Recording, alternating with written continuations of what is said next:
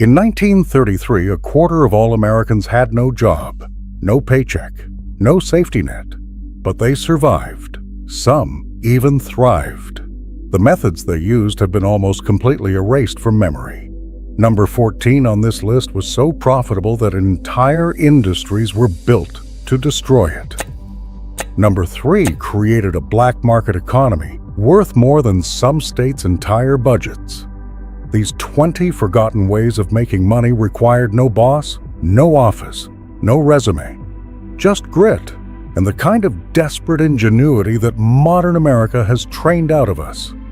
Before we start, hit that subscribe button because some of these might actually change how you think about work. Let us count them down. Number 20. Collecting rags and bones. Before the recycling truck existed, there was the rag and bone man. In cities from Boston to Chicago, men and women walked the streets with hand carts or mule-drawn wagons, calling out for old clothes, animal bones, scrap metal, and paper. Textile mills paid cash for cotton and wool rags, which they shredded and then respun into new fabric. Bones went to glue factories and fertilizer plants. A good rag picker in the 1890s in New York could pull in $1 a day, roughly $28 in today's money, enough to feed a family of 4. Immigrant neighborhoods in the Lower East Side ran on this economy. Women sorted rags by fabric type at kitchen tables while children hauled sacks through back alleys. By 1900, an estimated 25,000 people in New York City alone earned their living from waste. The city's sanitation department eventually pushed them out, claiming the streets as public property. But for decades, rag picking was the first rung on the economic ladder for families who had nothing else to stand on. Number 19. Selling apples on street corners. When the stock market crashed in 1929, the International Apple Shippers Association had a surplus problem. Their solution was to sell crates of apples on credit to unemployed men at $1.75 per crate, roughly 60 apples, which could be resold at 5 cents each. Within months, an estimated 6,000 apple sellers lined the sidewalks of New York alone.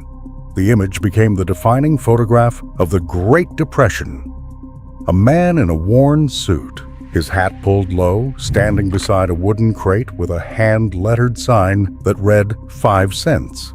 Some sellers earned $2 or $3 a day in good weather, enough for rent in a boarding house and a hot meal. Others stood for hours in freezing rain and sold nothing. Cities tried to ban them, and business owners complained they blocked storefronts. But for a generation of men who had lost everything, that apple crate was the last shred of dignity between them and the breadline. Number 18. Taking in boarders. Before apartments had leases and landlords ran credit checks, ordinary American families opened their spare bedrooms to strangers. By 1900, census records show that roughly 1 in 5 urban households took in at least one boarder. In mill towns across New England, a widow with 3 empty rooms could earn enough from boarders to keep the house. She would cook breakfast and supper, wash linens on Mondays, and collect rent every Friday. A single room in a Pittsburgh boarding house cost between $2 and $4 a week in the 1920s. The arrangement was so common that architects designed homes with separate entrances for boarders. Children grew up sharing dinner tables with steelworkers, traveling salesmen, and school teachers. The practice quietly disappeared after World War II, when suburban mortgages and zoning laws made it illegal in most residential neighborhoods. We regulated away one of the oldest survival strategies in American life. Number 17. Gathering and selling wild ginseng. Deep in the hollows of Appalachia, families dug ginseng root from the forest floor and sold it to buyers who shipped it straight to China. The trade stretches back to the 1700s, when fur traders realized that American ginseng fetched extraordinary prices in Asian markets. By the 1870s, dried ginseng root sold for $3 to $5 a pound at trading posts in West Virginia and Kentucky, a fortune when a coal miner earned $1 a day. Entire families spent September and October in the woods, children spotting the distinctive red berries while parents carefully dug around the roots with hand-forged tools. A single season could earn enough to carry a family through winter. The knowledge passed quietly from generation to generation. Which ridge had the oldest plants? Which north-facing slopes held the biggest roots? Overharvesting and habitat loss have made wild ginseng increasingly rare, but in remote mountain communities, the tradition persists. Diggers still walk the same hollows their great-grandparents walked, searching for the route that connected Appalachian poverty to a market on the other side of the world. Number 16. Selling homemade food door to door. Long before food trucks and Instagram bakeries, women in every American city cooked food in their kitchens and sold it on the street. In the 1920s and the 1930s, Black women in the South baked sweet potato pies, fried chicken and pound cakes, then carried them through neighborhoods on trays balanced on their heads or packed into baskets. In Mexican-American communities across Texas and California, women sold tamales from pushcarts, earning enough to pay rent when their husbands could not find work. A plate of tamales cost 10 cents. A whole pie sold for 25 cents. These women ran businesses without storefronts, licenses, or bank accounts. Their only advertising was the smell drifting down the block and the word of mouth that followed. Health departments eventually cracked down, requiring commercial kitchens and permits that most home cooks could not afford. The cottage food industry that thrives today is really just a return to what American women were doing a century ago, before regulations made feeding your neighbors a crime. Number 15. Harvesting and selling ice. Before electric refrigeration, ice was one of the most valuable commodities in America. Farmers in New England, upstate New York, and the upper Midwest spent winters sawing blocks of ice from frozen lakes and ponds, packing them in sawdust, and storing them in insulated ice houses. A single farmer with a good pond and a strong back could harvest enough ice to earn more than his crops brought in all year. By 1880, the ice trade employed over 90,000 workers and shipped millions of tons as far south as New Orleans, and even to the Caribbean. The pay was backbreaking but reliable. Ice cutters earned between $1 and $2 a day, and the work came during the dead of winter when nothing else could be done. Families depended on that income to bridge the gap between harvest and spring planting. When mechanical refrigeration arrived in the early 1900s, the entire industry collapsed within a generation. Lakes that had supported whole communities went quiet. The ice houses rotted, and one of America's great seasonal economies vanished as if it had melted. First pattern break. Here is where things get interesting, because the next few entries were not just forgotten, they were deliberately buried. Number 14. Taking in laundry. For nearly a century, washing other people's clothes was the most reliable source of income available to American women who could not leave the house. In the decades after the Civil War, formerly enslaved women in the South built an entire economy around laundry. In Atlanta, in 1881, washerwomen organized a massive strike, with 3,000 women demanding a uniform rate of $1 per dozen pounds of wash. It was one of the largest labor actions in the post-Reconstruction South. The work was grueling. They hauled water, boiled it over open fires, scrubbed fabric on washboards until their hands cracked and bled, then hung everything to dry and pressed it with heavy, sad irons heated on the stove. A washerwoman in the 1890s might handle 30 to 40 pounds of laundry per customer per week. But she set her own schedule, worked from home, and answered to no foreman. When automatic washing machines became affordable in the 1950s, the profession evaporated. Millions of women lost their primary source of income, and one of the most significant economic contributions of Black women in American history was reduced to a footnote. Number 13. Running a numbers game. In Harlem, on the south side of Chicago, and in Black neighborhoods across urban America, the numbers game was the underground lottery that kept money circulating when legitimate institutions shut their doors. A player picked 3 numbers and placed a bet, sometimes as small as a penny, with a local runner who delivered the slips to a banker. The winning number was drawn from a public source, often the last 3 digits of the day's horse racing totals, to prevent rigging. By the 1930s, The numbers racket in Harlem alone generated $20 million a year. It employed thousands as runners, collectors, and counters. Stephanie St. Clair, known as Queenie, ran one of the most successful operations, using her profits to fund community organizations and fight police corruption. The numbers game was illegal, but in communities locked out of banks, credit, and legitimate business opportunities, it served as both economy and social safety net. When state lotteries arrived in the 1960s and the 1970s, they adopted the exact same model, took the profits, and called it progress. Number 12. Selling blood and plasma. During the Great Depression and well into the 1960s, selling blood was one of the quickest ways for a desperate American to put cash in hand. Blood banks paid between $5 and $25 a pint, depending on the city and the blood type. Skid rows in every major city had donor centers within walking distance of flophouses and soup kitchens. The regulars were known by name. Some donated as often as twice a week, leaving them pale and lightheaded, but with enough money for another night's rent. In the 1940s, the Red Cross relied heavily on paid donors to supply blood for the war effort. The practice came under scrutiny in the 1970s, when contaminated blood from paid donors was linked to the spread of hepatitis. Today, selling whole blood is effectively banned in the United States, though plasma donation for compensation remains a multi-billion-dollar industry. The irony is sharp. What was once a survival strategy for the poorest Americans became the foundation of a pharmaceutical supply chain that now generates enormous corporate profits. Number 11. Bootlegging whiskey. Long before Prohibition made it famous, homemade whiskey was currency in rural America. Appalachian farmers discovered early that a bushel of corn worth 50 cents could be distilled into 2 gallons of whiskey worth $4. The math was irresistible.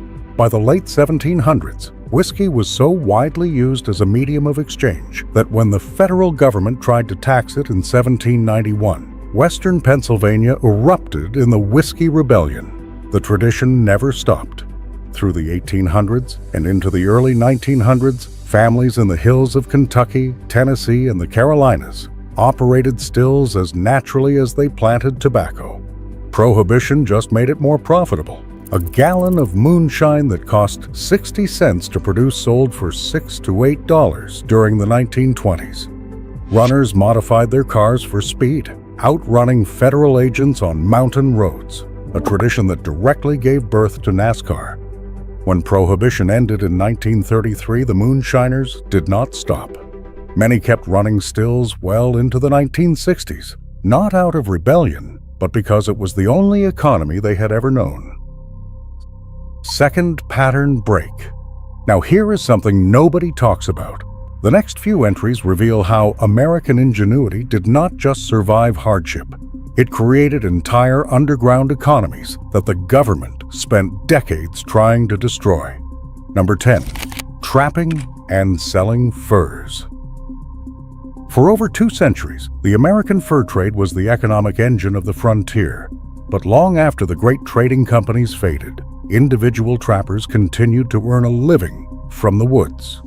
Through the 1800s and well into the 1900s, men and boys across the rural Midwest and South ran trap lines in the winter months, catching muskrat, raccoon, mink, and beaver.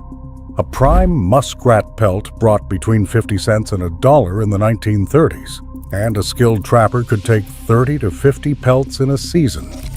Farm boys supplemented their family's income by running trap lines before and after school, selling pelts to traveling fur buyers who drove county roads in battered trucks.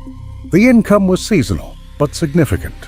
In some rural counties, fur money was the difference between keeping the farm and losing it. As suburban sprawl consumed wild habitat and synthetic fabrics replaced fur, the trapping economy quietly collapsed. The last fur buyers disappeared from rural highways in the 1980s, and with them went a way of life that had sustained American families since before the Revolution.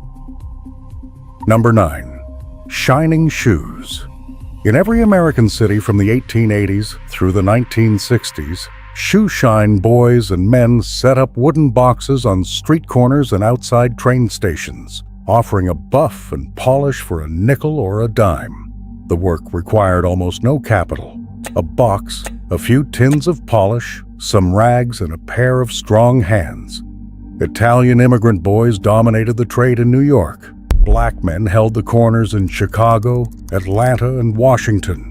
A good shiner at Grand Central Terminal could earn $5 or $6 a day in tips alone during the 1940s. Solid working-class money. The shoeshine stand was also a listening post, a place where businessmen talked freely and shiners learned the rhythms of money and power. Some used what they heard to start their own businesses. Others simply survived, one pair of shoes at a time.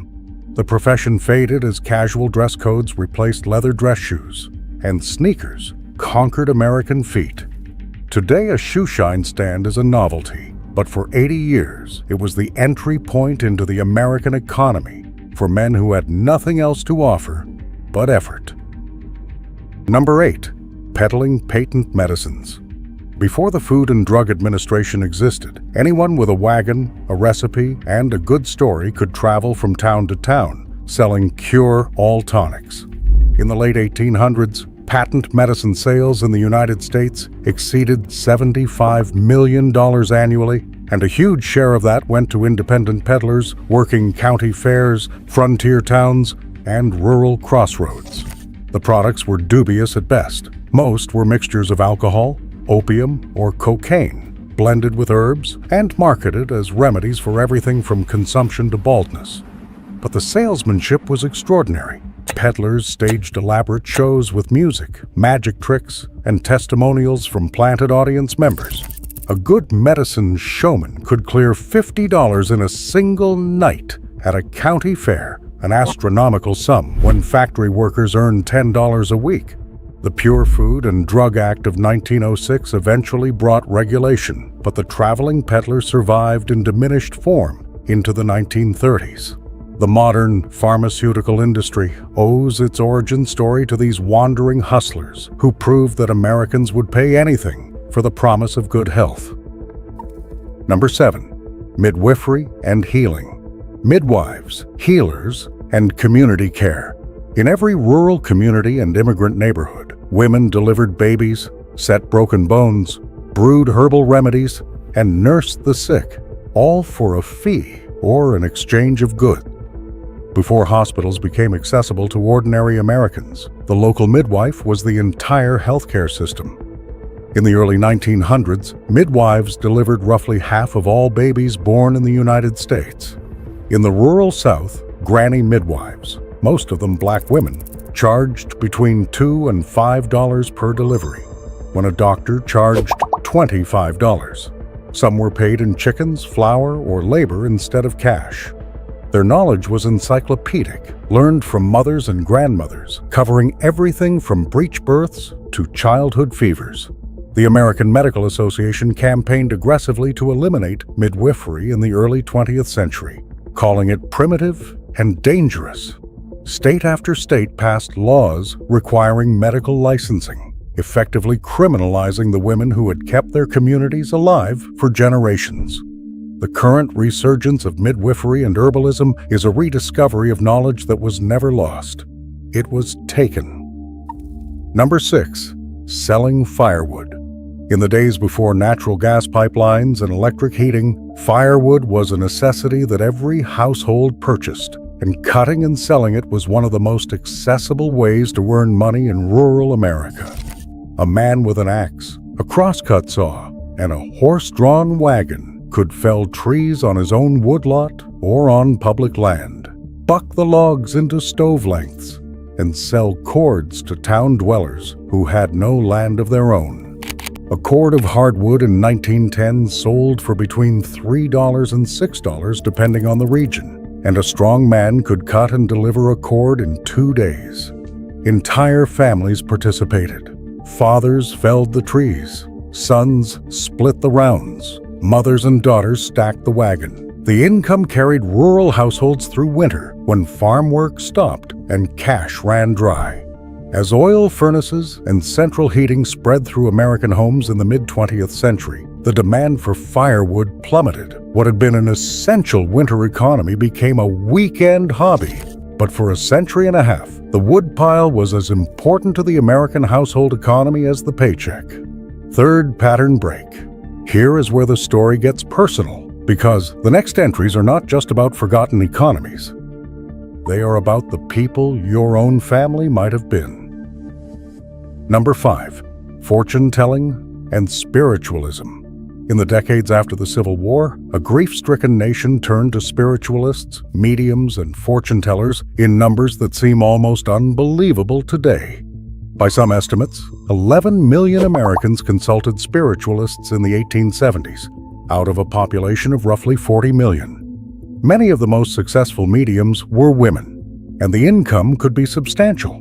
A popular medium in New York or Chicago charged between $1 and $5 per sitting in the 1880s and could see a dozen clients a day. Some traveled the lecture circuit, filling theaters and earning hundreds of dollars per appearance. The Fox sisters, who launched the spiritualist movement in 1848 from a farmhouse in upstate New York, became national celebrities. Fortune-telling was one of the few professions where a woman could earn more than a man. It required no formal education, no physical strength, and no approval from male gatekeepers. Cities eventually passed ordinances against fortune-telling, classifying it alongside vagrancy and prostitution. But the practice never truly disappeared. It simply moved indoors, behind curtained windows and word-of-mouth referrals, where it remains today. Number 4. Collecting and selling scrap metal.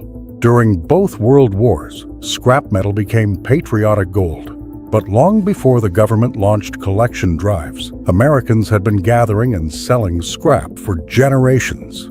In the early 1900s, junk dealers in immigrant neighborhoods bought old pots, broken tools, discarded wire, and any piece of metal that could be melted down and reused. A junkyard in 1920s Brooklyn might process 10 tons of scrap in a week, paying collectors by the pound and selling to foundries and steel mills at a markup. Children scoured vacant lots and construction sites. Old men with pushcarts worked the alleys. During the Depression, scrap collecting became a lifeline for the unemployed. When wartime demand sent metal prices soaring in the 1940s, scrap dealers earned more than many factory workers. The industry eventually consolidated into corporate recycling operations, squeezing out the individual collectors who had built it. But for the better part of a century, the American scrap trade was the domain of people with no credentials, no capital, and no options, turning other people's trash into survival. Number 3. Selling homemade liquor during Prohibition. Homegrown liquor and Prohibition profits. When the 18th Amendment banned the sale of alcohol in 1920, it did not stop Americans from drinking. It just redirected the profits. Estimates suggest the illegal liquor trade generated between $3 and $5 billion annually during Prohibition, an astonishing figure in an era when the entire federal budget was under $4 billion, and much of that money flowed not to organized crime bosses, but to ordinary Americans. Housewives brewed beer in their basements, farmers fermented cider in their barns, Italian immigrants made wine in their cellars, which was technically legal for personal use, and then quietly sold the surplus to neighbors. In cities, speakeasies numbered in the tens of thousands. New York alone had an estimated 30,000 by 1927. The bartenders, bouncers, delivery drivers, and lookouts who staffed them were all earning money outside the formal economy. When you outlaw a product that people want, you do not eliminate the market. You just hand the profits to anyone willing to take the risk. Number 2. Keeping backyard chickens and selling eggs. It sounds quaint now, but keeping a flock of laying hens was one of the most reliable income sources for American women from the colonial period straight through the 1950s. The phrase egg money was literal. Women controlled the chicken flock, collected the eggs, and kept the income as their own. In many rural households, egg money paid for groceries, fabric, medicine, and school supplies. By 1900, a hen could lay around 80 to 100 eggs per year, and a dozen eggs sold for 15 to 25 cents at the general store. A flock of 30 hens meant steady weekly income that did not depend on a husband's wages or the weather cooperating with the crops. The economic independence. This gave women was significant and largely unacknowledged. When industrial egg farms scaled up in the 1950s and 1960s, prices collapsed to the point where backyard flocks could not compete. Suburban zoning laws banned chickens from residential areas. One of the oldest and most reliable forms of female economic independence in American history was quietly legislated out of existence. And finally, number 1, taking in piecework and sewing. The most widespread way Americans made money without a traditional job was also the most invisible. For over a century, women across America took in piecework from garment factories, assembling shirts, stitching buttonholes, finishing seams, and rolling cigars at their kitchen tables while minding children and cooking supper. In 1900, an estimated 250,000 women in New York City alone worked in the home-based garment trade, earning between $2 and $6 a week for labor that factory workers earned twice as much to perform. The tenement apartments of the Lower East Side were both homes and workshops. Children as young as 5 pulled basting threads. Grandmothers trimmed loose ends. Entire families worked by gaslight until midnight to meet quotas. The conditions were the subject of some of America's earliest labor investigations. Reformers called it sweated labor and fought to move it into regulated factories. But in doing so, they eliminated the only form of paid work available to millions of women who could not leave their homes. The sewing machine in the parlor, the pile of cut fabric on the kitchen table, the click of scissors after the children went to bed. That was the sound of American women earning money on their own terms, long before anyone called it a side hustle. It was survival, dignity, and independence stitched into every seam. These 20 forgotten ways of making money tell a story that no economics textbook includes. From the rag picker's cart to the washerwoman's tub, from the moonshiner's still to the midwife's hands, Americans found ways to survive that required no employer, no degree, and no permission. The common thread is resourcefulness, turning what you had, your labor, your land, your kitchen, your knowledge, into income when the formal economy had no place for you. Most of these ways were not lost naturally. They were regulated away, industrialized out of existence, or simply forgotten when prosperity made them seem unnecessary. But the instinct that created them is still there. And in a country where millions are rethinking what work means, these forgotten methods might be the most relevant history lesson we have.